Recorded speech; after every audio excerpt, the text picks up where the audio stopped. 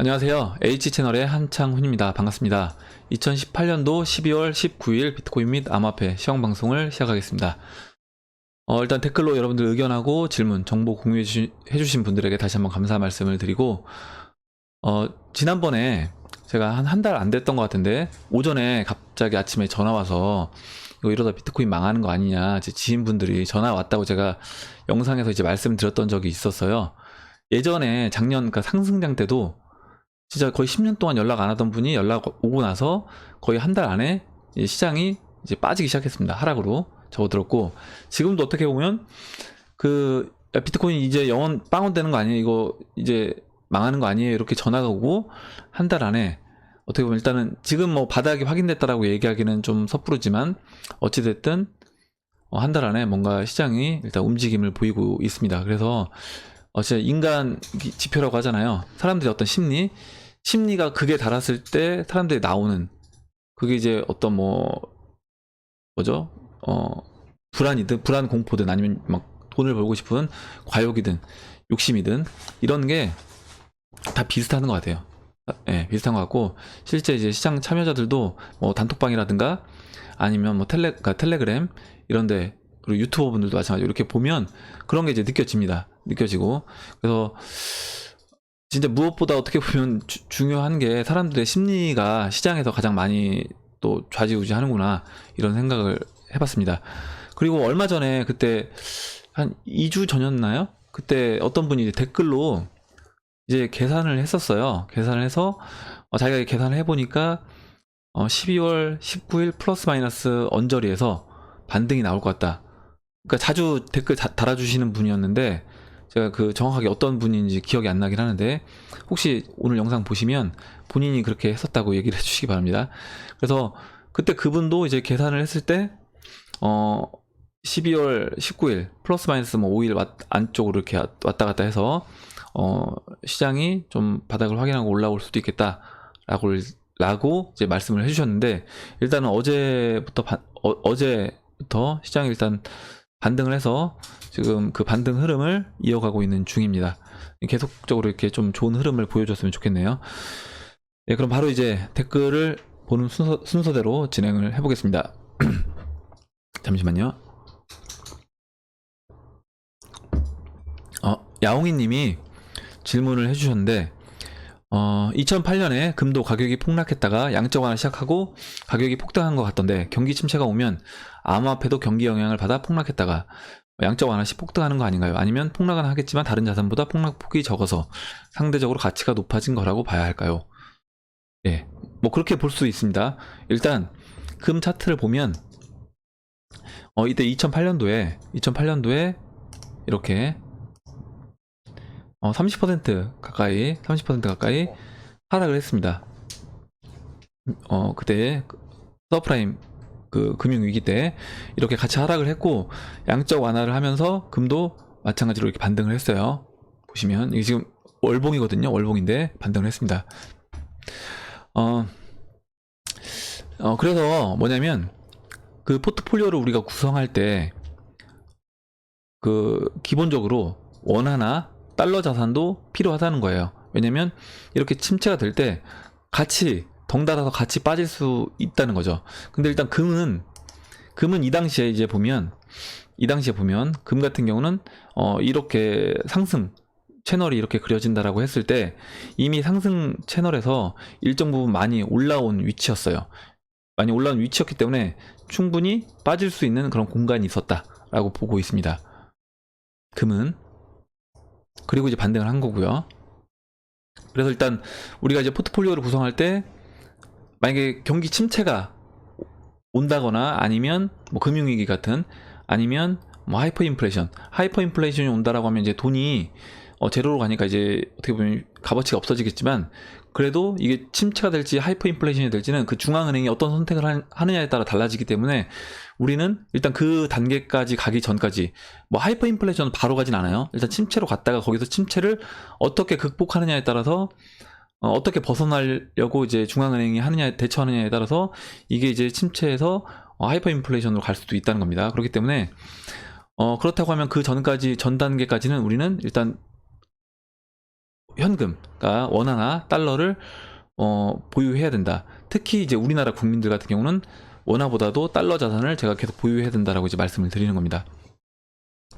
그리고 그럼 암호화폐 자산이 빠질 수 있냐라고 했을 때 제가 이제 금 위치는 지금 현재 이제 이 보시면 채널에서 어느 정도 그 완전 상단부 꼭지는 아니지만 채널 중간 위쯤에 위치한 상태고요.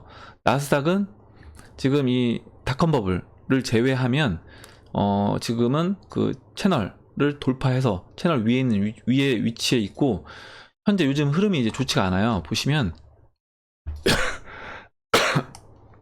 지금 제가 좀 확대해서 보여드릴게요. 일단 그 아까 이 채널, 이 보라색 영역이 채널이잖아요. 그 채널을 일단 깨고 내려와 있는 상태입니다. 이게 주봉인데 완전히 지금 내려와 있어요. 그렇기 때문에 여기서는 이제 앞으로 채널을 이때는 깼고 내려왔다가 바로 이제 그 다음 주에 반등을 해서 올라왔는데 지금은 일단 완전히 이제 개파락해서 이탈되는 그런 모습입니다. 그래서 좀 좋은 흐름은 아니에요. 일단 좋은 흐름은 아니고 뭐 어찌 됐든 간에 이 나스닥은 고평가 영역에 속한다.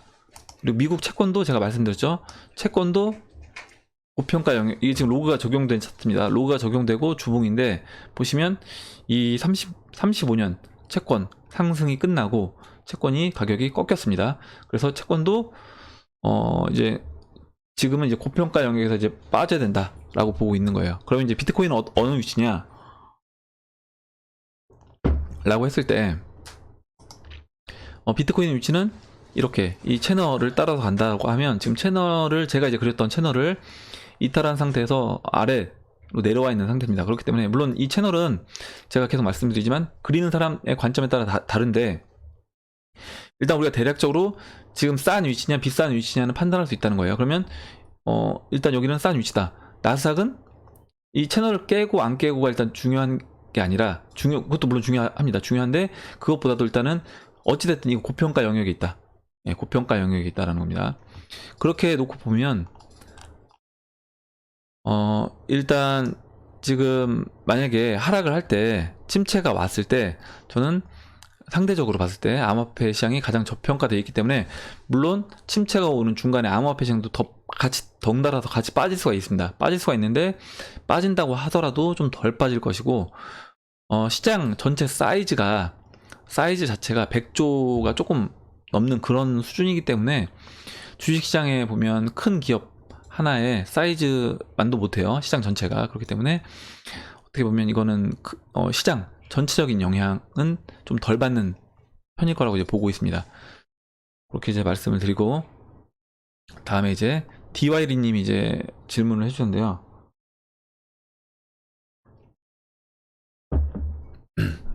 읽어보도록 하겠습니다. 이전 폭락장 때도 지금과 마찬가지로 세력들이 매집으로 보신다고 했는데 하셨고 그때 매집 금액이 160달러.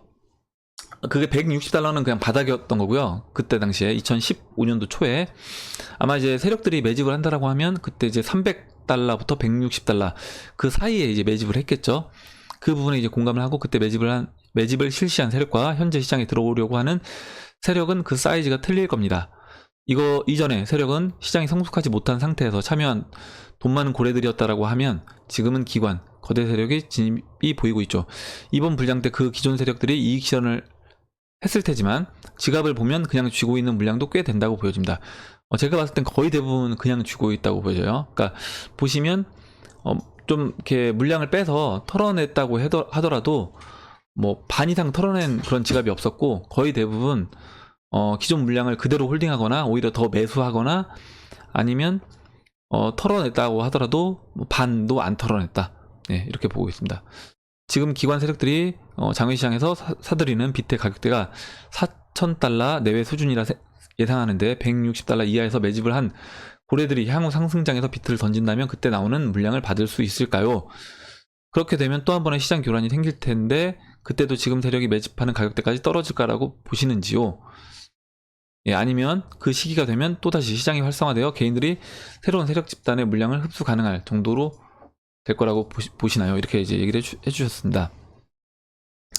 일단 제가 보는 생각은 일단 그때 2015년도에 시장을 끌어올리면서 매집을 했던 세력, 그리고 지금 비트코인을 그 지갑에 몇만 개씩 보유하고 있는 그 좀 비트코인 고래들과 지금 이제 기관 들어올려가는 이제 기관 참여자들도 저는 이미 그들은 그들만의 어떤 네트워크 있다, 한 통속이다, 이렇게 보고 있습니다. 같은 세력일 수도 있고요.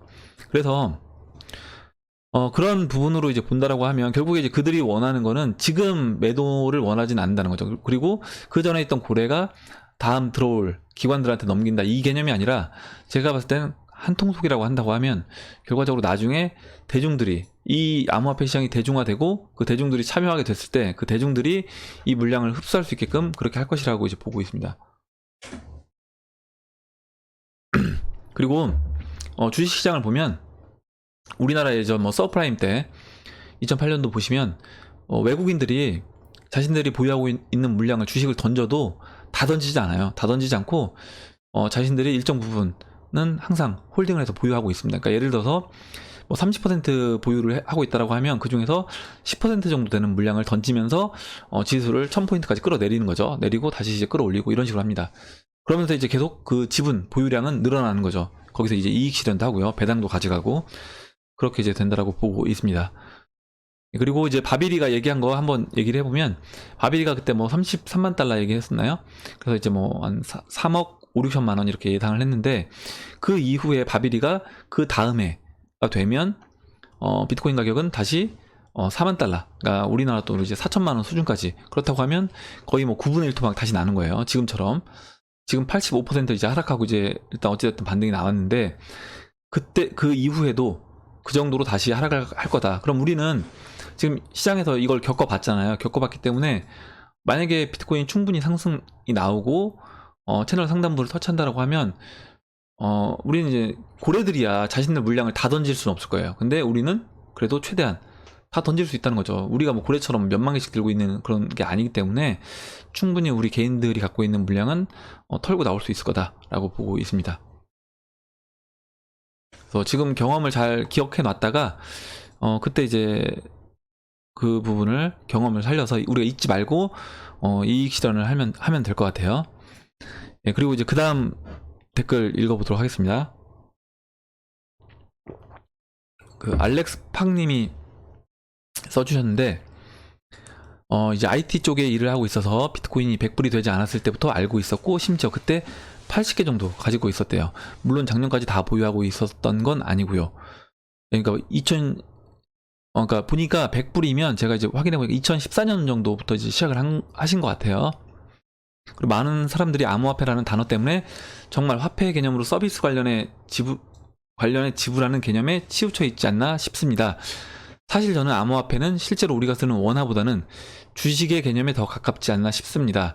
올해 초부터 포스 방식으로 마스터 노드를 활용해서 여러 가지 코인을 마이닝을 해오고 있습니다. 포스 방식이라고 하니까 퀀텀이라든가 네오라든가 이런 것들 하고 계신 것 같아요. 마이닝한 코인은 각 코인에 상장되어 있는 거래소에서 매도를 하는데, 그때 활용되는 게 이제 비트코인입니다. 모든 코인들 거래의 중심인 거죠. 저는 그래서 앞으로의 주식시장이 마스터 노드 방식으로 변화되지 않을까 하는 생각이 들더군요.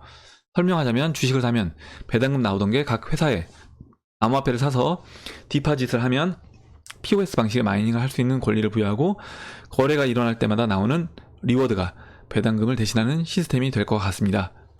기술을 알고 쓰임 받을 때가 많은 걸 알면 지금 변해가는 시장에서 폭락을 하든 폭등을 하든 견디기가 쉬운 것 같습니다. 예, 좋은 내용 써주셨고 경험을 많이 하신 것 같아요, 이 시장에 대해서. 그래서 그런 부분을 이제 공유를 해주셨고, 이제 보면 그거예요. 제가 몇 번 말씀드렸는데, 우리가 시장 참여자로서 어떤 마음을 갖고 하면 좋냐면, 내 포지션이 올라도 좋고 빠져도 좋고 아니면 제자리에 있어도 좋다. 딱 지금 알렉스 팍님이 얘기해 주신 게 그 부분인 것 같아요. 뭐냐면 마스터 노드를 돌리고, 이 마스터 노드 우리가 이제 마이닝을 해서 포스 방식으로 채굴을 한다라고 해요. 그렇게 됐을 때는 이게 이 가격에 있어도 계속 우리가 채굴이 되잖아요. 채굴이 되기 때문에 굳이, 그러니까 물론 원화 가격이 떨어진다라고 하면 좀 속상할 수도 있겠지만, 채굴이 계속 되면서 암호화폐 개수를 늘리기 때문에 그 부분에서 보면 이게 굳이 또 어떻게 보면 슬퍼할 일도 아니고 충분히 견딜 수 있는 그런 시장 상황이다 라고 볼 수 있다는 겁니다. 그래서 이제 앞으로 주식처럼, 물론 이제 이 암호화폐마다 특징이 다 있어요. 그냥 지불 결제 관련된 그런 코인들도 있는 거고요. 리플이라든가 뭐 비트코인이라든가 그런 코인도 있고, 어떻게 보면 이제 약간 주식회사와 같은 개념의 증권과 같은 개념의 그런 코인들도 분명히 있습니다. 그래서 결국에 이 코인이 하는 역할이 어떤 화폐 개념보다는 주식 개념이 더 가깝다라고 하면, 우리가 앞으로 포스를 통해서 받는 그런 배당, 그게 결국 이제 배당의 형태가 되지 않겠냐, 이렇게 이제 얘기를 해주셨습니다. 예, 그 부분을 그래서 같이 읽어봤고요. 다음은 지읒 이응님이 이제 써주셨는데, 사토시가 FRB에 준비된 인물이라는 생각은 너무 공상인 것 같습니다. 예, 이렇게 생각하실 수 있습니다. 그리고 이 비트코인의 원료는 사이버펑크라는 개인정보 보호라는 캠페인에 있습니다. 메일링 암호학에서 나온 기술이고요. 또한 사토시가 소스를 올리기 전후에 공개된 메일 내용에 팩트체크를 해보시면 사토시의 취지와 진정성이 묻어 나옵니다. 사토시가 비트코인 블록체인에 기록한 최초의 문구, 타임 2009년 1월 3일 은행에 대한 두 번째 구제금융에 내몰린 영국 재무부 장관, 이라는 당시 헤드라인을 넣었습니다. 신용금융 시스템의 부작용에 대한 안타까움을 영원히 잊지 말자라는 겁니다. 그리고 기득권의 대안화폐로 안 내려가는데, 예, 이렇게 이제 써주셨습니다. 지금 그거예요. 뭐냐면, 예, 물론 저도 이제 그 비트코인 관련된 다큐 그거를 이제 봤고, 예, 나왔네요, 드디어. 만들자면 굳이 통제 불가능한 퍼블릭 블록체인으로 공개할 필요가 없겠죠, 이렇게 써주셨는데, 일단 이렇게 당연히 이렇게 생각하실 수 있다고 생각하고, 이게 사실일 수 있는 거죠. 근데 이제 제가 그렇게 그냥 어떻게 보면 제 뇌피셜이기도 하고 제 개인적인 생각인 건데, 저는 이제 어떻게 생각을 했냐면, 물론 그 다큐는 저도 봤고, 어떤 의도로 사토시가 비트코인을 만들었다는 건 저도 내용은 알고 있는데, 제가 그럼에도 불구하고 왜 FRB라는 세력이 뒤에 있을 수 있겠냐 라고 말씀을 드렸냐면, 이런 거죠. 뭐냐면, 우리가 이제 우리 지금 대중들이 염증을 느끼고 있는 거는 뭐냐면, 결과적으로 그 기존의 기득권 1%가 나머지 99%의 부보다 더 많은 부를 가지고 있다는 겁니다. 그렇기 때문에 그거에 이제 염증을 느끼고 그 1%를 몰아내자, 타도하자, 이렇게 되는 거예요. 만약에 달러가 0으로 수렴한다라고 했을 때, 그러면 달러를 대체하는 어떤 다른 자산이 나온다라고 하면, 우리 기존 세계에 있는 세계 시민들은 이 새로운 화폐를 또 기존 기득권층인 FRB가 다시 만든다고 하면, 그걸 우리가 그냥 고지급대로 받아들이겠냐는 거죠. 야, 니들 그렇게 해먹고 달러 0원으로 만들고 또 해먹어? 이렇게 생각할 거라는 겁니다. 그러면 당연히 어떻게 되겠어요? 그런 과정을 우리 사람들이 눈치채지 못하게끔 저는 만들어야 된다 라고 보고 있습니다. 그렇기 때문에 그런 부분에서 기득권에 대한 화폐를 보기 좋게 저는 다시 포장한 화폐다 라고 보고 있습니다. 그리고 이미 제가 이제 얼마 전에 말씀드렸던 것 같은데, 비트코인도 이게 뭐 대중화되고 기득권 이미 여기 안에도 이제 기득권이 이미 생긴 것이고, 그 기득권들이 이 암호화폐 시장을 저는 끌고 가고 있다라고 보고 있습니다. 그래서 제가 이제 결국 세력 얘기를 하잖아요. 세력이 이 암호화폐 시장을 끌고 간다. 그들의 스케줄대로 그렇게 이제 보고 있는 겁니다. 그리고 이제 마지막으로 이제 1988년도에 그 이코노미스트 잡지를 본다라고 하면, 그때 이제 30년 뒤에 세계 단일화 화폐가 나올 것이다라고 얘기를 했습니다. 30년 후면 올해잖아요. 올해 2018년이기 때문에 올해 이제 세계 단일 화폐가 나온다는 건데, 결과적으로 그 세계 단일 화폐를 만든 세력은 이미 그 30년 전부터 그거를 알고 준비를 해왔다라는 거예요. 그럼 그 과정 안에 어떻게 보면 그 사토시 나카모토, 어떤 가상의 인물을 내세워서 그 가상의 인물을 가지고 어떻게 보면 대중들을, 기존 기득권층에 대항하는 대안 화폐를 만들어 보자 라고 해서 만든 게 비트코인이지 않나, 이렇게 이제 생각을 합니다. 어디까지나 이거 개인적인 제 의견입니다. 그냥 이건 이렇게 해서 말씀을 드렸고, 그리고 에릭 윤님이 질문을 해주셨는데, 암호화폐 외에 달러 자산은 어떤 식으로 투자를 하고 계신지 여쭤봐도 될까요? 이렇게 물어보셨습니다. 그래서 이제 그 부분을 이제 말씀을 드리려고 하는데, 보시면 증권시장에 코덱스 미국 달러 선물이라고 삼성자산운용에서 만든 이런 ETF 상품이 있습니다. 보시면 일단 시가총액은 135억 원이에요. 그러니까 이 상품은 뭐냐면, 우리가 원화를 넣어서 달러를 사면 그 달러를 가지고, 달러 사는 게 아니죠. 이 코덱스 미국 달러 선물을 사면 이 삼성 자산운용에서 연 0.25%의 수수료를 떼고, 그 다음에 자신들이 이 달러를 사서 이제 그 금액에 맞는 달러를 보관하고 있는 겁니다. 그래서 달러 차트랑 움직임이 비슷해요. 거의 흡사하고, 일단 현재 가격은 지금 9,660원으로 돼 있습니다. 돼 있고, 그러니까 이렇게 미국 달러 선물을 사셔도 되고요. 지금 이제 스테이블 코인, 만약에 우리가 완전 믿을 수 있는 트루 USD 이런 스테이블 코인이 나오면 원화를 거래소에 넣어서 그 트루 USD로 보관을 하고 계셔도 되는 겁니다. 근데 이제 거래소도 믿을 수 없고, 그럼 만약에 트루 USD 같은 경우는 이제 뭐 마이더 월렛이든 그 이더 지갑으로 옮길 수 있으면 이더 지갑으로 옮겨서 개인적으로 이제 보관을 하셔도 되는 겁니다.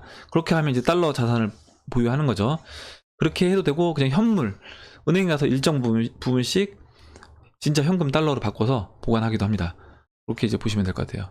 여러분도 그래서 그 달러 자산을 투자하는 거는 방법은 여러 가지가 있어요. 이렇게 주식시장에서 이런 ETF 상품 코덱스 미국 달러 선물을 사셔도 되고, 암호화폐 거래소를 이용해서 이제 트루 USD를 사셔도 되고, 테더와는 지금 정확하게 우리가 신뢰를 할 수 없기 때문에 좀 더 신뢰할 수 있는 그런 스테이블 코인을 사시는 게 맞다. 만약에 달러에 투자를 하신다고 하면 그렇게 이제 말씀을 드리겠습니다. 그리고 이제 그냥 은행 가서 달러 좀씩 바꾸셔도 되는 거고요.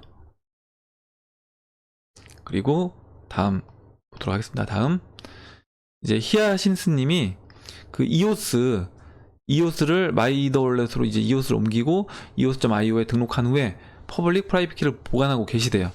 질문을 해주셨어요. 그래서 이거를 이제 읽어볼게요. 다른 코인 카페에서 이오스 메인넷에 대해서 글을 읽어보니 이 사이트 접속해서 퍼블릭 키를 입력해보라고 하더라고요.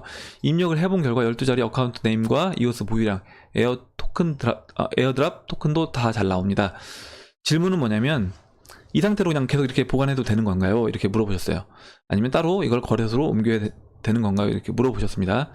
그래서 이 부분에 대해서 이제 그 개발자분이신데 되게 이쪽 부분으로 이제 많이 알고 계신 분이 박청구님이 답변을 해주셨어요. 그래서 제가 이제 굳이 답변을 안 달았고 이대로 이제 하시면 될 것 같습니다. 그래서 뭐냐면 프라이빗 키만 보관에 자신이 있다라고 하면 그냥 현재대로 유지하는 게 좋다. 그리고 거래소에 보관하는 게 오히려 더 위험하다. 이렇게 얘기를 해주셨고, 만약에 이제 지금 스테이킹 된 상태이기 때문에 전송을 거래소로 옮기려면 언스테이킹을 해야 되는데 그 시간이 72시간이 필요하다라고 이제 이렇게 조언을 해주셨습니다. 그리고 이제 짝짝이 기법 수제자님, 짝짝이 기법 수제자님이 이렇게 코레오스 이렇게 코이오스.io 여기 이제 이오스 관련 정보가 있으니까 이 KUR eos.io 여기 사이트 들어가서 참고하셔라 이렇게 또 정보를 공유해 주셨습니다. 네, 감사드리고 그다음에 이제 다음 넘어갈게요. 다음 댓글로 네이선팡님 이제 물어보셨는데, 세계 경제 침체 또는 위기 시 그들에게는 달러가 필요할 것입니다. 시장 원리의 수요와 공급의 원리에 의해서 경제가 어려운 상황에서 달러 보유량을 나가려고 할 텐데요. 그럴 때 미국에서 찍어내는 달러가 가치 상승으로 이어지는 것인가요? 이렇게 질문을 해주셨습니다. 일단 침체, 제가 한번 쓴 거 읽어볼게요. 침체가 오면 금리 인하로 일단 그러니까 이런 거죠. 우리가 주식시장이 빠지고 부동산 시장이 폭락을 하게 되면 유동성이 이제 부족하잖아요. 시중에. 그러니까 금리가 인상됐기 때문에 그렇게 되면 유동성을 이제 공급을 하겠죠. 네, 그래서 유동성을 공급하다가 그러니까 금리 인하 정책을 펴서 이제 유동성을 공급하는데, 이렇게 하다가 이제 안 되면 2008년도처럼 이제 양적 완화 카드를 꺼낸 거라고 보고 있습니다. 그렇게 되면 보세요. 지금 양적 계속 미국은 달러를 계속 늘리면서 풀어왔습니다. 풀어왔고 거기에 양적 완화를 3번 걸쳐서 했어요. 근데 이 상태에서 다시 또 금리 인하를 해서 또 시중에 돈을 풀고 이제 위기가 와서 침체가 와서 거기에 또다시 양적 완화를 한다라고 하면 달러 가치는 이제 급격히 0으로 수렴을 할 수 있습니다. 거기서 만약에 이제 이 양적 완화로 끝나는 게 아니라 거기서 이제 FRB가 어떤 선택을 하느냐, 그 중앙은행이 어떤 선택을 하느냐가 이제 관건인데, 그거는 이제 2008년도 때와는 또 다른 선택을 할 수도 있다라는 거죠. 그래서 그 부분은 저도 이제 어떻게 될지는 모르겠다는 겁니다. 가보지 않았기 때문에. 그렇게 되고, 만약에 그냥 양적 완화를 통해서 경기를 또 부양을 시킨다고 하면 다시 한번 또 지금처럼 이제 뭐 부동산이라든가 주식시장이 버블이 일어나겠죠. 버블이 일어나고 달러 가치는 또 한 번 이제 떨어질 거라고 보고 있습니다. 그래서 하이퍼 인플레이션으로 가든 침체 상황에서 양적 완화를 통해서 다시 경기를 어거지로 이제 끌어올리든, 저는 결과적으로 달러의 가치는 떨어질 거다. 달러의 가치는 떨어질 거다. 근데 왜 달러를 포트폴리오에 넣느냐? 일단은 어찌됐든 침체 상황으로 먼저 와야 되기 때문에, 그때 침체 상황으로 왔을 때 우리가 갖고 있는 달러나 원화 자산을 가지고 먼저 이제 실물 자산들을 살 수 있다라는 겁니다. 네, 그래서 그 부분을 이제 말씀을 드렸어요, 제가. 그리고 이제 암호화폐, 만약에 달러랑 암호화폐랑 1대1 비율, 사실 암호화폐가 비율이 더 적어도 만약에 저는 상승하게 되면 훨씬 큰 상승률을 보일 것으로 보고 있기 때문에, 달러 가치가 나중에 0원으로 간다라고 하더라도 1대1 비율로 달러 대 암호화폐를 보유하고 있다라고 하면 달러 가치가 0원으로 간 거를 충분히 커버하고도 남을 거다. 무슨 얘기냐면, 베네수엘라를 보면 돼요. 베네수엘라를 보면 지금 지금 베네수엘라 같은 경우는 한때는 1달러가 1볼리바르였던 적도 있습니다. 근데 지금은 1달러가 거의 이제 20만 볼리바르가 넘어가요. 그러면 20만 분의 1 토막이 난 거고, 결국에 그 당시에 만약에 제가 베네수엘라 국민인데, 뭐 베네수엘라 돈 볼리바르로는 별로 부자가 아니었다고 하더라도, 만약에 제가 달러로 한 뭐 $10,000 정도만 갖고 있었다고 하면 그 $10,000의 가치는 지금 베네수엘라 볼리바르로 하면 20만 배가 된 거예요. 제가 그래서 $10,000 갖고 있었고, 10,000볼리바르 갖고, 그때는 이제 1대1이었으니까 갖고 있었다고 하더라도, 제가 갖고 있는 그럼 그 달러의 가치는 볼리바르로 비교해보면 20만 배 증가한 거다. 물론 20만 배 증가한 게 아니라 볼리바르가 20만 분의 1 토막이 난 거죠. 정확하게 표현을 하면 0원으로 지금 계속 가고 있는 중이기 때문에 그렇게 보고 있습니다. 그리고 다음 박정구님이 어제 제가 얘기한 것 중에 잘못된 부분이 있어서 그 부분을 이제 짚어주셨어요. 보시면 이제 이오스가 이제 인플레이션으로 5%씩 증가한다고 이제 말씀을 드렸잖아요. 그 중에서 1%가 이제 BP한테 가는 거고요. 그리고 이제 4%가 WP 펀드라고 해서 이렇게 4%가 할당이 되어 있는데, 이 부분의 용도가 아직 정해지지 않은 거예요. 그래서 이거는 어떻게 활용될지 계속 논의가 있는 걸로 알고 계시고, 이걸 소각하자, 아니면 그냥 BP 보상을 늘려주자, 이렇게 이제 얘기가 있다라고 합니다. 그리고 추가적으로 또 정보를 주는데, 그 램 마켓이 열리면서 살 때 팔 때 각각 0.5%의 이제 이 피가 발생하는데, 램 마켓이 핫할 때는 이게 1%를 상쇄해서 오히려 디플레이션이라는 분석도 있다는 겁니다. 그러니까 인플레이션보다 이 수수료로 이 램 마켓이 이제 활성화됐을 때는 이 수수료로 없어지는 부분이 더 많기 때문에, 오히려 이제 그 인플레이션을 따라가지 못하고, 원래 증가가 돼야 되잖아요. 화폐가 증가가 돼야지 그게 이제 활성화가 되는데, 오히려 이제 디플레이션으로 갈 수도 있다. 이 부분을 이제 얘기를 해주신 겁니다. 그래서 어제는 제가 이제 BP 보상이 4%라고 이제 말씀을 드렸어요. 그래서 그 부분을 제가 오늘 이제 정정해서 말씀을 드리는 겁니다. 그리고 다음 내용을 보도록 할게요. 내용을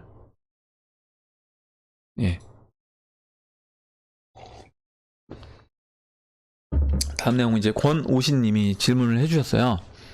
권오신님이 질문해 주셨는데, 1월 이더리움 14일, 19일 사이 하드포크가 상승에 이제 도움이 될 거냐, 그리고 하드포크 목적이 지분용으로 변경 목적이라던데 어떤 장단점이 있냐, 이렇게 이제 물어보셨습니다. 제가 그래서 이거는 이제 기사를 보고 설명을 드리고, 일단 제 생각에는 가격 상승 요인으로 작용이 될 거다라고 이제 보고 있습니다. 하드포크가. 물론 하드포크 전에 이더리움이 급격히 상승을 많이 한다라고 하면 그러면 오히려 하드포크 된 다음에 떨어질 수도 있는 거예요. 예, 오히려 그 전에 크게 상승을 한다라고 하면 미리 선 반영할 수도 있는 겁니다. 그 하드포크 이슈를 시장에서. 지금 이제 이더리움 같은 경우는 그 이더리움 그 로드맵이 다 있습니다. 로드맵대로 해서 지금 진행이 되고 있는 중이고요. 결과적으로 이더리움의 최종 목표는 지금 POW 방법, 그러니까 채굴 방법으로 시작을 해서 결국에 마지막으로는 POS로 목적지는 그 세레니티다 이렇게 이제 얘기를 했습니다. 제가 이제 기사에 정리가 잘 돼 있어서 이 기사를 보고 이제 설명을 드리려고 하는데요. 일단 최종적인 목표는 POS예요. POS고, 근데 이제 POS를 갈 때 한 번에 POS로 이제 전환을 시킨다라고 하면 기존 채굴자들이 반대가 이제 심할 겁니다. 그러면 당연히 또 이제 의견이 갈라지면서 나는 니들 그 POS 가는 방향으로 못 따라가겠다.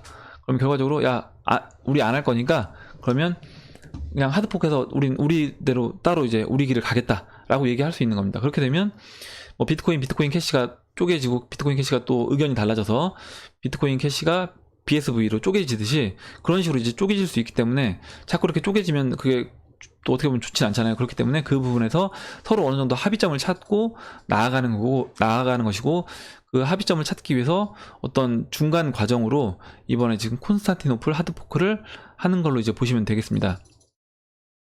보시면 그 서울경제 기사고 콘스탄티노플 다다른 이더리움 속도 안정 두 토끼를 잡을까 이렇게 됐고, 이더리움 개발진은 최근 블록 보상을 이제 3이더에서 2이더로 변경을 하는 거예요. 그래서 채굴하는 사람들이 이제 채굴에서 점점 이제 넘어갈 수 있게끔 그렇게 해서 이제 물론 계속 이 이더만 채굴이 돼도 채굴하는 사람도 있겠지만 결국에 그 채굴자들을 어느 정도 이제 좀 정리하면서 포스로 자연스럽게 이제 넘어가기 위한 그런 단계다. 그리고 난이도 폭탄 솔루션은 일단 12개월 지연하는 걸로 서로 결정을 했다라고 합니다. 그래서 이더리움 같은 경우는 보면 지금 이런 단계가 있어요. 그 단계별로 이제 그 진행을 하는 거로 보시면 되고, 제가 이제 이 부분을 말씀드리려고 하는데, 그 로드맵 4단계 로드맵이 있습니다. 프론티어가 있고요. 첫 번째 단계, 그리고 홈스테드, 그리고 두 번째 단계, 그리고 세 번째 메트로폴리스, 네 번째 세레니티 이렇게 돼 있고, 지금은 이제 1단계와 2단계를 거쳐서 현재는 이제 메트로폴리스 단계에 있고, 그 메트로폴리스 단계에서 지금 콘스탄티노플 하드포크를 하고 있는 거다. 그러니까 메트로폴리스 단계에서 두 번째로 행해지는 하드포크라고 보시면 돼요. 그리고 이제 그 하드포크 하는 이유는 아까 제가 말씀드렸던 결과적으로 이제 포스 방식으로 가는 거고, 그럼 포스 방식으로 왜 가냐?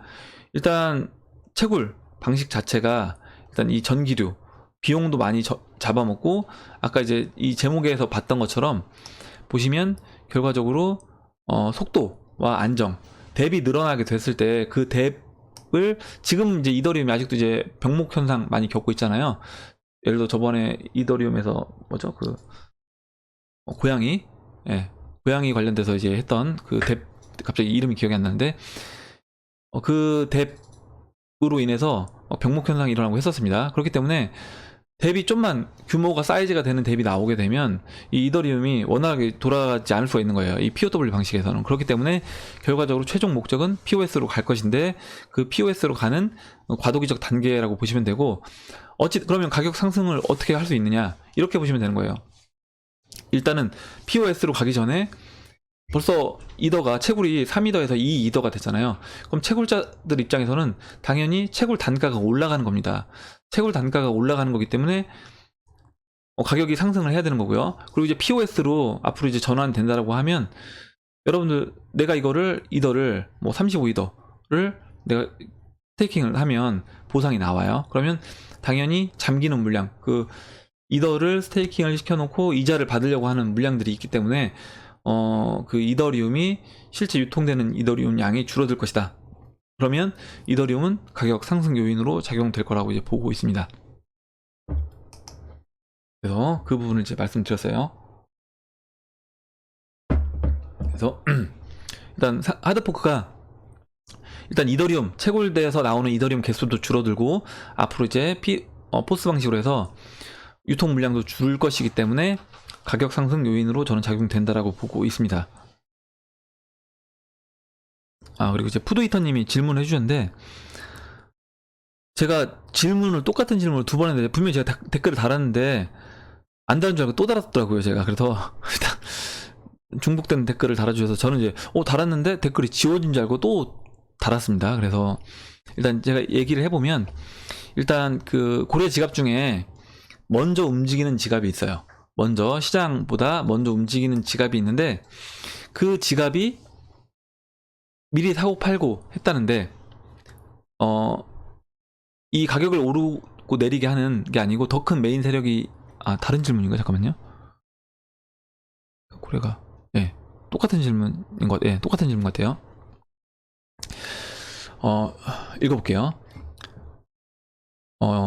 그 18번째 고래 지갑, 그 시장에서 미리 움직이는, 제가 지갑 말씀드렸잖아요. 그 지갑 같은 경우 고래가 시장 가격이 오르거나 내리기 전에 미리 사고 팔고 했는데, 그 얘기는 그 고래가 가격을 오르거나 내리게 하는 게 아니고 더 큰 메인 세력이 있다는 얘기인가요?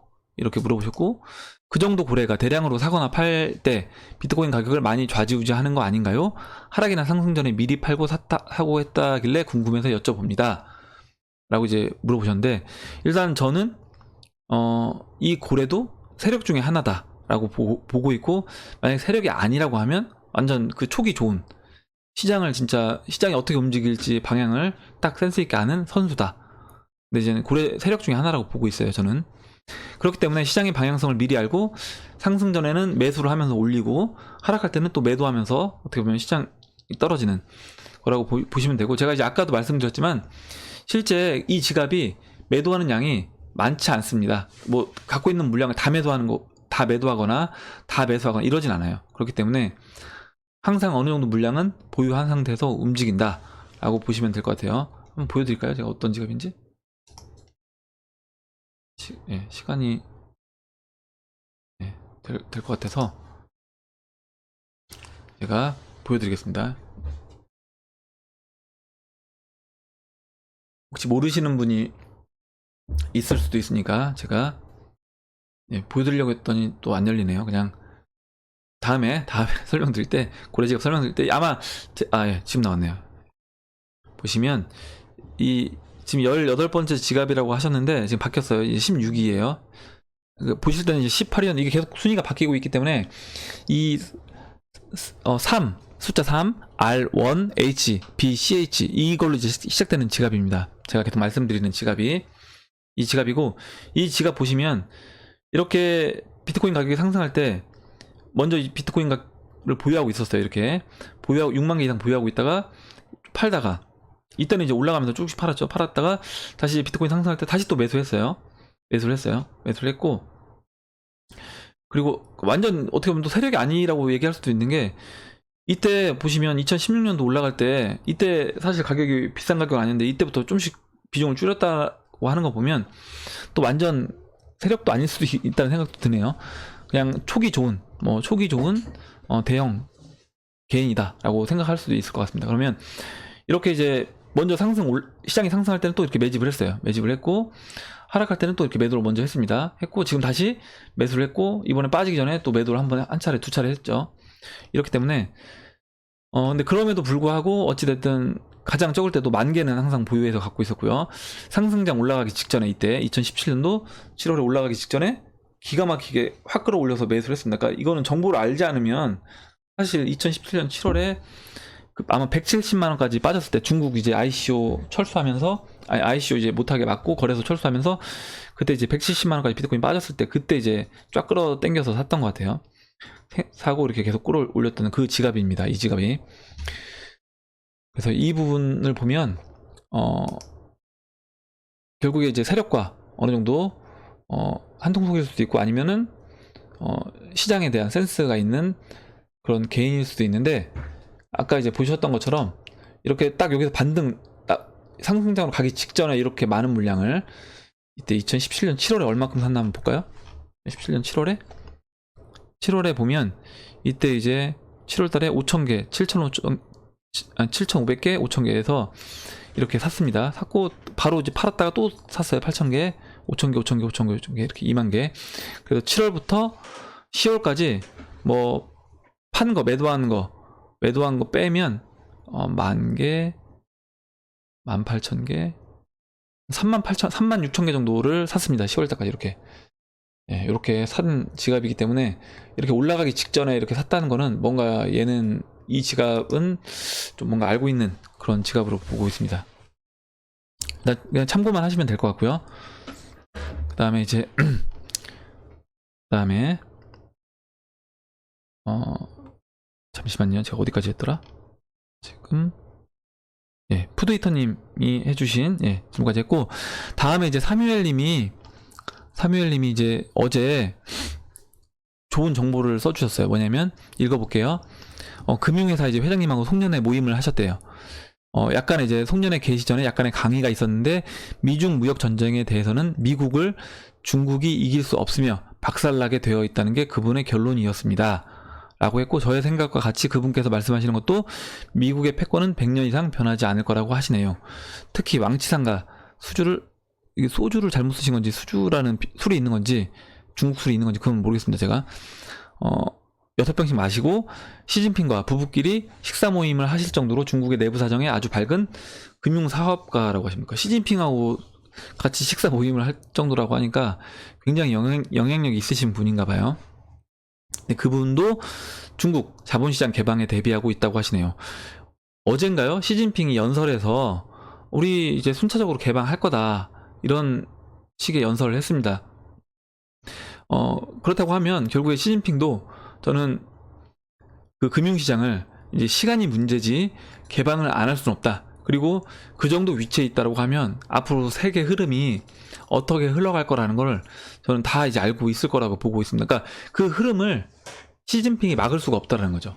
시진핑이 아무리 정책을 잘 펴도 저는 막을 수가 없다라고 보는 겁니다. 이거는 물론 개인적인 의견이 갈릴 수 있는 부분이에요. 어떤 분들은 이제 중국이 패권을 잡을 것이다 라고 얘기하시는 분들도 있습니다. 그래서 저는 그 부분도 존중을 하고, 당연히 이제 저도 이제 제가 놓치는 부분이 있을 수 있기 때문에 중국이 패권을 잡으려면 어떤 현상이 나올 것인가, 그래서 그런 부분도 계속 이제 모니터링을 하고 있습니다. 저도. 그래서 근데 제가 여기서 충격적인 얘기가 뭐였냐면, 우리나라 이제 S그룹에서 모든 건물을 매각하거나 진행 중이라고 한대요. 그래서 부동산 시장의 간접적 전망으로 보시면 될 겁니다 라고 해주셨습니다. 이거 굉장히 중요한 내용 같은데, 이거는 만약에 이게 진짜 현실화 된다고 하면 우리나라 부동산 시장도 장난 아닐 것 같아요. 그래서 저는 이거 얘기 듣고 이게 진짜 현실화되면 대박이겠다, 이 생각을 했습니다. 그래서 뭐 부동산은 얼마 갖고 있지 않지만 이것도 정리를 해야 되나, 그 생각도 제가 들었어요. 그 부분도 고민을 하고 있습니다. 지금 얘기를 듣고, 원래 그냥 얼마 되지 않기 때문에 그냥 보유하고 있으려고 했는데, 지금 이 사무엘님 얘기를 듣고, 야, 이거 S사가 만약에 이거를 정리한다라고 하면 이거는 심각하겠다, 이 생각이 들었습니다. 부동산 시장이 심각해지겠다, 이 생각이 들었어요. 그리고 리플 꿈 해몽을 해주셨는데, 보시면 이제 트론의 대표도 이제 리플 창립 멤버 중에 한 사람이고, 맞습니다. 그리고 이제 클린턴, 버냉키, 트럼프, 버냉키가 연관되어 있는지 몰랐는데 이제 버냉키까지 연관이 돼 있대요. 그리고 트럼프 사위가 이제 유대인이죠. 사위까지 이렇게 연관이 돼 있습니다. 그리고 이제 그 리플이 지금 이 증권 관련돼서 논란이 되고 있는 거는, 어떻게 보면 가격을 지금 눌러놓기 위한 그런 의도가 숨어져 있다라고 생각하시고, 그 30년 전에 준비해온 화폐라고 했을 때 그 부분 이제 리플이라고 하면, 저는 그 이코노미스트 잡지, 그때 이제 1988년도 이코노미스트 잡지에서 2018년도 세계 단일 통화라고 해서 이제 피닉스, 그 불사조가 피닉스 그걸 이제 하고 있는 게 나왔잖아요.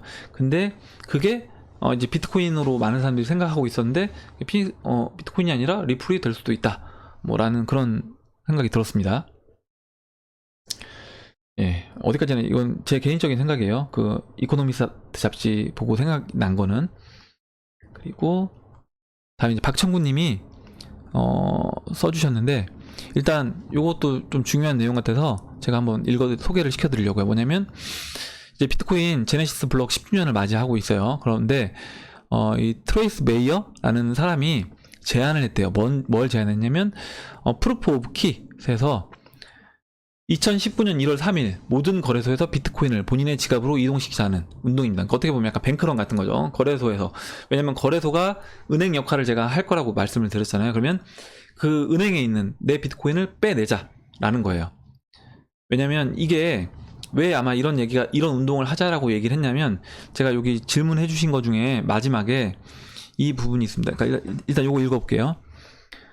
먼저 읽어보겠습니다. 규제가 제대로 없기 때문에 거래소들이 투자자들에게 돌려줄 코인을 정말 다 소유하고 있는지 정말 의심이 많이 갑니다. 이런 거래소는 빨리 문 닫는 게 미래 투자자를 보호하는 거라고 생각을 합니다.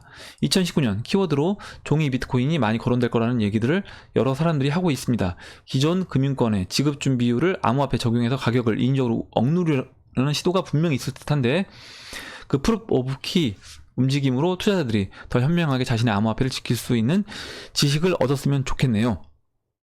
라고 이제 얘기를 해주셨고, 그리고 내년 1월에만 할 게 아니라 매년 암호화폐 뱅크런을 하자는 얘기도 하셨고, 이 발음도 어려운데, 리하이퍼더케이션 이 용어가 최근에 많이 나오는데 알고 계시면 이제 설명을 부탁하신다고 했어요. 그래서 제가 일단 저도 몰랐던 단어여서 찾아보니까 일단 내용은 그런 것 같아요. 뭐냐면 지금 이제 얘기하신 거랑 비슷한데, 제가 이제 제가 아는 범위 내에서 이제 그냥 설명을 드리겠습니다. 근데 아마 이 내용이 맞을 거라고 보고 있어요. 지금 왜냐면 얘기하셨던 그 운동 있잖아요. 그 암호화폐 거래소에 있는 그 돈을 다 옮기자, 비트코인을 다 옮기자라고 얘기한 게 결국에 이제 이 리하이퍼더케이션, 이게 뭐냐 라고 했을 때 한 가지 예를 이제 든 제가 글이 있어서 그 부분을 이제 읽어서 설명을 드리겠습니다. MF 글로벌 파산은 위증의 위험성을 보여줍니다. MF 글로벌이라는 이제 회사가 있어요. 근데 이 회사가 420억 달러 이상의 자산과 3,300명의 직원을 보유하고 있대요. 그리고 미국 상원 의원 및 골드만삭스의 전 CEO에 의해 운영이 되었답니다. 그러니까 굉장히 이제 큰 사이즈의 회사인 거죠. 근데 이 회사가 2011년에 신용 위기로 타격을 입은 유럽 주권 국채 발행 채권에 63억 달러, 즉 63억 달러를 투자하는 배팅을 했대요. 63억 달러. 전년도 회사는 대략 15억 달러의 순자산. 그러니까 얘네 회사에 이 42억 달러는 고객들 자산까지 포함되어 있는 거죠. 운영하는 돈은 20억 달러인데 이 63억 달러를 투자해서 배팅을 한 겁니다. 자신들 자산은 이제 15억 달러였는데요. 그러니까 뭐 한 1조 5천억 정도 되고, 그러니까 1달러 1,000원이라고 했을 때요. 6조 3천억 정도를 배팅을 한 겁니다. 채권에, 유럽 주권 채권에 배팅을 했는데 이게 이제 일이 잘 안 된 거예요. 그래서 유동성 재난을 겪은 거죠. 근데 보시면 자신들이 갖고 있는 돈보다 훨씬 많은, 물론 고객들 돈보다는 적지만 자신들이 갖고 있는 이 15억 달러보다는 거의 4배 넘는 돈을 배팅을 한 겁니다. 그래서 이제 유동성 재난을 겪었고, 이로 인해서 경영진이 되게 웃긴 게 고객 계정에서 자산을 급습해서, 그러니까 고객 계정 있잖아요. 이 420억 달러 여기에서 돈을 빼가지고 이 영국의 자회사에 1억 7,500만 달러를 빌려가지고 제3자의 담보를 제공하고 뭐 이렇게 했대요. 그러니까 돈을 돌린 거고, 결국에 MF 글로벌은 고객 자산 16억 달러를 잃은 거예요. 이 16억 달러를 잃었는데 아까 뭐라고 했죠? 이 MF 글로벌이 갖고 있는 돈이 15억 달러였던 거예요. 예전에 제가 한맥 선물이라는 회사가 잘못된 입력값으로 인해서 파산했다고 말씀드렸잖아요. 그때 그냥 다 파산되면서 청산이 됐습니다. 그 회사가 청산이 됐고, 똑같은 거예요. 어떻게 보면 이렇게 자신들 회사 갖고 있는 돈보다 더 많은 돈을 잃은 거죠. 그때 한맥은 제가 알고 있기로 뭐 100억이나 뭐 자산이 이 정도 되는 건데 400억 이상 손실을 보면서 다 이제 손실 처리된 걸로 알고 있습니다. 정확하게 수치가 기억은 안 나는데, 지금 이 MF 글로벌도 마찬가지예요. 그렇게 됐습니다. 근데 이 내용을 보면 결과적으로 뭐가 문제였냐면, 고객들이 맡긴 돈을 가지고 자신들이 배팅을 하고 더 많은 돈을 배팅을 했다는 거죠. 자신들이 갖고 있는 돈보다 더 많은 돈을 배팅을 하고, 그 배팅돼서 자신들이 물어줄 수 없는 돈을 잃었다는 거예요. 이렇게 됐을 때 이런 문제가 발생된다. 이제 그 내용이 이제 아까 얘기했던 이 리하이퍼더케이션 이걸 의미하는 것 같아요. 그래서 결국에 뭐냐면 우리가 돈은 제가 은행에 돈을 맡기면 그 돈을 갖고 또 은행이 또 돈을 빌려주고 결국엔 빚입니다. 돈은 빚이고 계속 돈이 부풀어져서 어딘가로 가고 실제 보면 파생시장이 가장 큽니다. 제가 지난번에 이제 한번 이거 보여드렸는데 시장 사이즈에서 뭐 뱅크머니 이런 거 다 필요 없고 파생시장, 그러니까 이 파생시장이 가장 커요. 보시면 맨 마지막에 있는 게 파생시장이에요. 금시장이 지금 보시면 금이 이만큼이에요. 금이 이만큼. 금이 이만큼이고 실제 페이퍼머니는 이만큼이에요. 정부 이제 채권하고 이런 게 이렇게 됩니다. 그렇기 때문에 지금 보시면 이 마지막 이 가장 큰 사이즈가 이게 파생시장이라는 겁니다. 이게 보시면 파생시장이 1000조 달러가 넘는 규모의 파생시장이 있기 때문에 결국에 이제 계속 어떻게 보면 늘어난 걸로 인해서 나중에 그게 실제 다시 돌아와서 어떤 이제 피해를 줬을 때는 그 피해가 막대해진다. 어떻게 보면 서프라이 모기지론도 서프라이 그 금융위기도 그 현상으로 해서 일어난 것이고요. 그렇다라고 하면 제가 이제 한 가지 예를 들어볼게요. 이게 왜 지금 이 얘기가 암호화폐 시장에 나왔고 그리고 이게 지금 왜 이 운동과 같이 연관이 돼 있는가라고 하면 비트맥스 예를 들어볼게요. 만약에 비트맥스가 매도를 칠 수 있잖아요. 거기서 매도를 치는데 만약에 비트맥스가 매도 물량을 극단적으로 표현해서요. 한 지금 1700만 개가 나왔는데 뭐 한 예를 들어서 극단적으로 제가 표현해 보겠습니다. 1500만 개 잠겨있는 지금 없어진 물량 빼면 1000만 개라고 할게요. 1000만 개 정도를 만약 공매도가 그럴 일은 없겠지만 매도가 됐다고 할게요. 그리고 누군가가 이제 매수를 했겠죠. 그 물량을 매수를 했을 겁니다. 왜냐면 레버리지 100배 쓰니까 가능한 거예요. 비트맥스 100배까지 쓰잖아요. 레버리지를. 이렇게 됐을 때 만약에 얘네가 시스템이 오작동으로 인해서 한맥처럼 그 마진콜 당하기 전에 청산을 해야 되는데 그럼에도 불구하고 청산을 못한 상태에서 그냥 날라갔어요. 만약 비트코인 가격이 갑자기 순간 급등해서 날라갔을 때 실제 그 비트코인을 얘들이 줄 수 있냐는 거죠. 줄 수 없습니다. 근데 그러니까 뭐냐면 비트코인은 2100만 개로 정해져 있어요. 그러니까 돈은 FRB가 계속 찍어낼 수 있잖아요. 달러는 찍어낼 수 있기 때문에 실제 이 파생 상품이 문제가 됐을 때도 어느 정도 그러니까 문제가 되니까 이제 유동성을 계속 공급해서 그걸 이제 채워주는 거거든요. 우리가 파생 상품으로 인해서 문제가 발생됐을 때 FRB가 금리 인하고 양적 완화하고 해서 그거를 유동성을 공급해서 그런 위기 상황을 극복해서 나아갈 수 있는데 이 암호화폐는 그게 안 된다는 거예요. 2100만 개로 딱 정해져 있는데 만약에 2100만 개가 넘어갔다라고 하면 이건 말도 안 되는 거잖아요. 근데 그런 식으로 문제가 발생될 수 있다라는 겁니다. 2100만 개가 만약에 잘못된 그럼 뭐 비트맥스라든가 이런 회사가 뭔가 입력값을 잘못해서 알고리즘에 문제가 생겨서 잘못 처리가 됐을 때는 실제 갖고 있지도 않은 비트맥스가 줄 수도 없는 물량만큼 매도가 돼서 그게 나중에 실제 매수자들이 나 절대 안 팔겠다라고 하고 실물 비트코인으로 내놔라 라고 얘기했을 때 줄 수 있는 비트코인이 있냐는 거죠. 그랬을 때 얘네들도 파산될 것이고 당연히 그 부분에 대해서 문제가 발생될 수 있다. 그래서 결과적으로 그러면 우리 거래소 못 믿겠으니까 거래소에 있는 이 비트코인들을 빨리 우리 거래소에서 다 빼서 내 지갑으로 넣어놓자. 왜냐면 거래소에서 얘네들이 얼마큼 있는지도 모르는 상태에서 지금 얘네들이 더 부풀려서 제가 은행에다 예금을 1억을 하면 예를 들어서 그 1억을 갖고 뭐 지급 준비율이라고 하잖아요. 그 지급 준비율만큼 우리나라 같은 경우는 7%로 되는 걸로 알고 있는데 7%만 딱 해놓고 또 부풀려서 대출을 해주는 겁니다. 다른 기관이든 회사에 대출을 해주는 거예요. 그렇기 때문에 막 계속 빚이 늘어나는 거죠. 늘어나는 것이고 부풀려지는 겁니다. 근데 이런 식으로 암호화폐도 그렇게 될 수 있다. 근데 암호화폐는 그렇게 되면 안 된다는 거죠. 정해져 있는 양이기 때문에.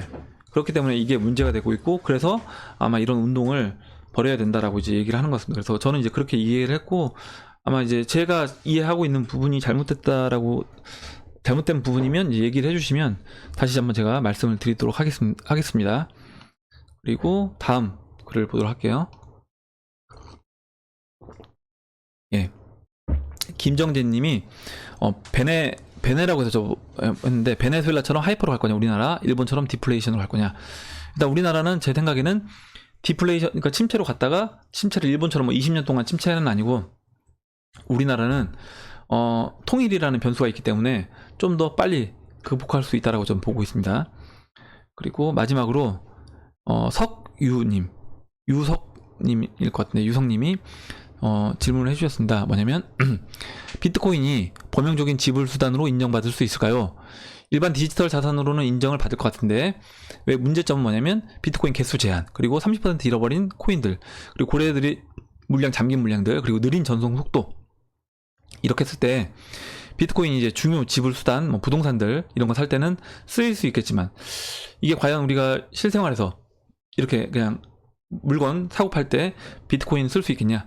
예, 저도 이거는 당연히 이제 쓰이기 쉽지 않다. 그리고 이런 비트코인은 굳이 그 역할을 할 필요는 없다라고 저는 보고 있습니다. 그러니까 뭐냐면 우리가 아까 이제 보셨던 것처럼 금이 있고 세상에 이제 금 시장이 이렇게 있잖아요. 잠시만요. 예, 어디 갔지? 예. 금이 지금 이렇게 2조 5천억 달러어치 이렇게 이게 이제 파이낸셜 에셋으로 있는 금인 겁니다. 있는 금이 이제 6만 톤.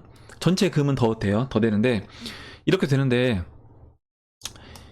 저는 비트코인은 사실 이 정도 역할만 해줘도 된다. 이 디지털 금으로서 이 정도 역할. 그리고 우리가 금으로 뭐 물건 사거나 이렇게 하진 않잖아요. 그냥 그 가치를 저장하는 수단으로서 쓰이고 있고, 어떻게 보면 고가 미술품들도 그 미술품을 좋아하는 사람들도 있지만 그거를 어떻게 보면 일정의 가치 수단으로, 가치를 저장할 수 있는 수단으로, 그래서 재벌들이 증여라든가 상속을 해줄 목적으로, 아니면 자신의 돈을 좀 빼돌릴 목적으로 그런 미술품을 이용하기도 합니다. 그래서 어떻게 보면 미술품이 원래 목적은 우리가 그 미술품을 보고 막 이렇게 좋다 이렇게 생각하는 건데 그게 아니라 가치 저장 수단으로 쓰이는 거죠. 그리고 그걸로 우리가 뭐 물건을 사거나 이렇게 하진 않잖아요. 그렇기 때문에 비트코인도 뭐 우리 그림이라든가 금 같은 그런 역할을 할 것이다. 그런 가치 수단의 역할을 할 거고, 실제 이제 우리가 쓰고 있는 돈은 그 베이스 머니와 뱅크 머니, 그 부분은 여기 베이스 머니와 뱅크 머니는 지금 28조 달러랑 50조 달러인데 이거는 이제 다른 화폐, 지금 그 스텔라라든가 뭐 리플이라든가 이런 코인들이 이 역할을 해줄 거다라고 이제 보고 있는 겁니다. 그럼 이상으로 이제 2018년도 12월 19일 비트코인 및 암호화폐 시황방송 일부를 마치도록 하고요. 여러분들 오늘 제가 이제 얘기한 것 중에 뭐 얘기한 내용 아니어도 상관없고요. 댓글로 여러분들 의견하고 질문, 정보 공유해 주실 부분 있으면 해주시면 감사하겠고, 오늘 이제 댓글 써주신 분들에게 다시 한번 감사 말씀을 드리도록 하겠습니다. 그럼 이상으로 2018년도 12월 19일 방송을 마치도록 하겠습니다. 도움이 되셨다면 좋아요와 구독 버튼, 그리고 알림종 버튼을 눌러주세요. 이따 오후에 뵙도록 하겠습니다. 감사합니다. 안 꺼지네요.